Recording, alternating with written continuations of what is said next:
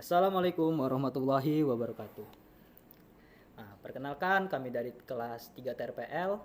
Di sini kami akan mendemonstrasikan dan menjelaskan tentang bagaimana cara menginstalasi antivirus unik yang bernama Kaspersky.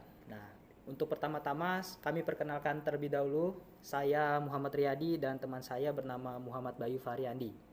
Nah, untuk penjelasan tentang Kaspersky ini akan dijelaskan oleh teman saya. Oke, untuk Kaspersky itu sendiri merupakan program perangkat lunak yang dirancang untuk melindungi komputer dan perangkat seluler dari virus, malware, dan ancaman online lainnya.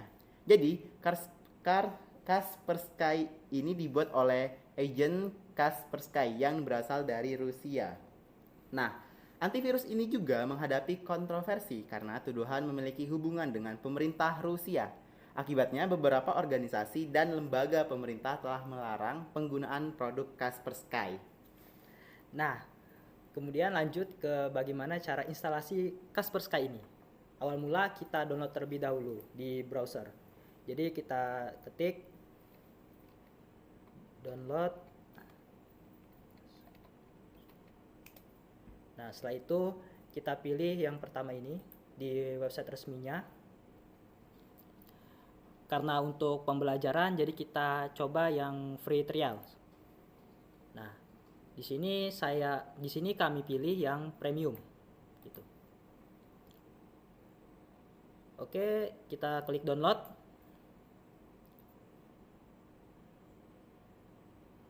Oke, selanjutnya saya akan membahas mengenai kenapa antivirus ini sempat menghadapi kontroversi. Pertama, lembaga yang pertama itu adalah Departemen Keamanan Dalam Negeri Amerika Serikat mengaku khawatir piranti Kaspersky digunakan Rusia untuk menginfiltrasi jaringan komputer Amerika Serikat. Larangan ini dikeluarkan karena Amerika Serikat khawatir piranti lunak Kaspersky digunakan oleh Rusia untuk memata-matai mereka. Berita ini kami ambil dalam berita online dari Kumparan Pers pada tanggal 14 September 2017. Nah, pada tahun-tahun 2022 ternyata antivirus ini juga menghadapi kontroversi karena Badan Keamanan Siber Jerman mengimbau warganya agar tidak menginstal antivirus Kaspersky sebab antivirus tersebut berasal dari Rusia sehingga Badan Keamanan Siber meragukan kredibilitasnya. Larangan ini juga terkait dengan invasi Rusia terhadap Ukraina.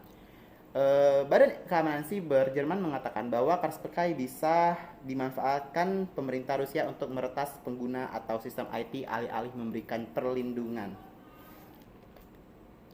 Nah, ketika untuk downloadnya selesai, kita klik file yang telah kita download sebelumnya.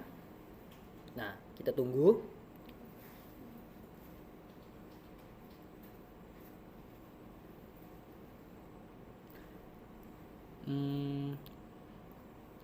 Kita klik run.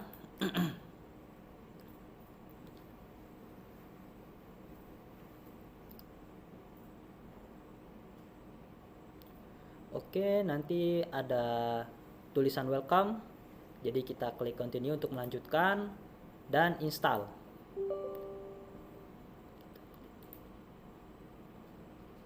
Nah, jadi kita masuk ke proses instalasi. Jadi kita tunggu sampai selesai instalasinya. Oke, sembari menunggu instalasi, saya akan menjelaskan sedikit mengenai informasi mengenai antivirus ini. Mengapa sih beberapa lembaga Oke, ini bagian ini kita akan melakukan konfigurasi lalu klik continue. Oke, dan ini pilih keep. Oke, saya akan melanjutkan pembahasan mengenai antivirus ini. Mengapa sih beberapa lembaga itu meragukan mengenai antivirus Kaspersky ini?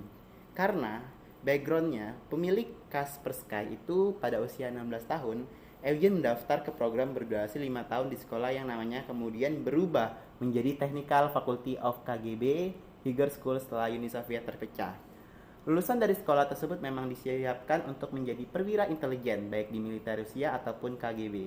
Eugen lulus pada tahun 1987 dengan gelar Teknik Matematika dan Teknologi Komputer. Setelah lulus, ia tentu bergabung ke Badan Intelijen Militer Rusia sebagai engineer software. Namun sampai saat ini tidak diketahui apa yang sebenarnya ia kerjakan selama bekerja di Badan Intelijen tersebut. Nah, dari berita tersebut bisa kita simpulkan bahwa emang Eugen ini ternyata bagian dari Rusia. Maka dari itu beberapa lembaga itu takut datanya dimata-matai sehingga data-data itu bisa dimanfaatkan oleh pribadi. Oke, selanjutnya selain berita negatif mengenai Kaspersky itu, ternyata menurut situs bestantivirus.guide, Kaspersky itu merupakan antivirus yang terbaik pada urutan ke-6.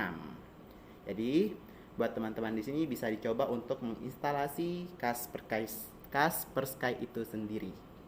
Jadi, kita tunggu dulu instalasinya sampai selesai.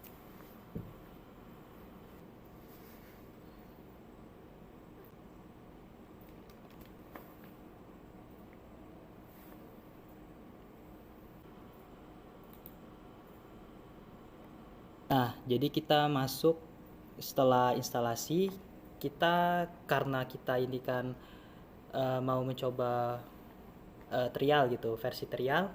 Jadi kita itu harus masuk login dulu gitu. Buat akun dulu untuk bisa lanjut ke selanjutnya.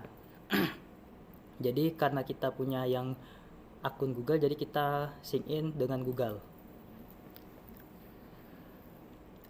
Nanti diarahkan suruh login. Jadi di sini saya skip. Nah, setelah selesai kita confirm lokasi kita. Indonesia, kita cari Indonesia. Yang Indonesia. Setelah itu kita lanjut dengan menekan confirm. Di sini muncul. Oke, kita continue.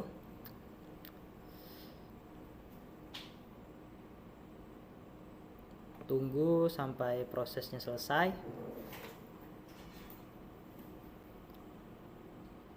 Nah, jadi kita sudah melakukan aktivasi untuk trial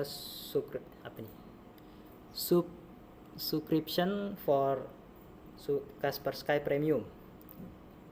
Jadi kita diminta apakah kita ingin melakukan scan di background. Jadi di sini kita skip dulu gitu kan. Kita scan later.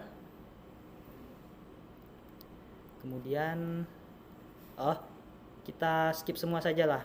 Jadi kita biar cepat gitu. Nah, jadi di sinilah tampilan setelah instalasi Kaspersky-nya setelah selesai. Jadi kita telah selesai melakukan instalasi gitu. Jadi teman saya bisa menjelaskan tentang sesuatu hal. Oke, baik.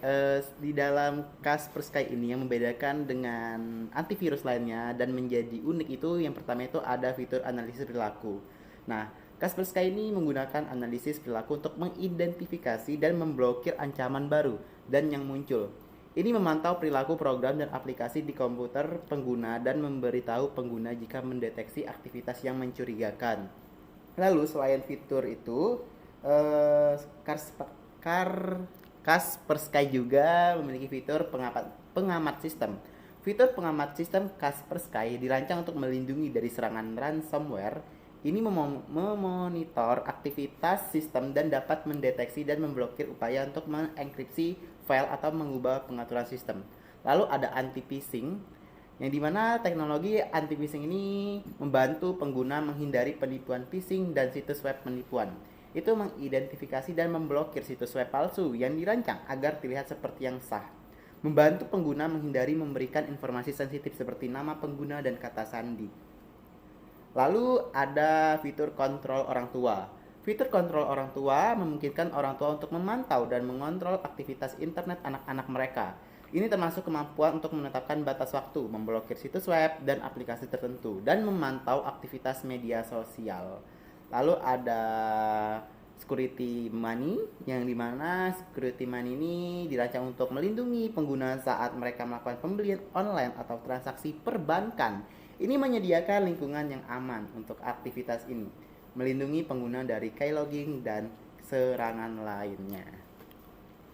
Oke, sekian dari pembahasan kami dari mulai mendemo, mulai menjelas. Semoga teman-teman yang menyimak video ini dari awal sampai akhir mengerti dan bisa dicoba langsung di rumahnya.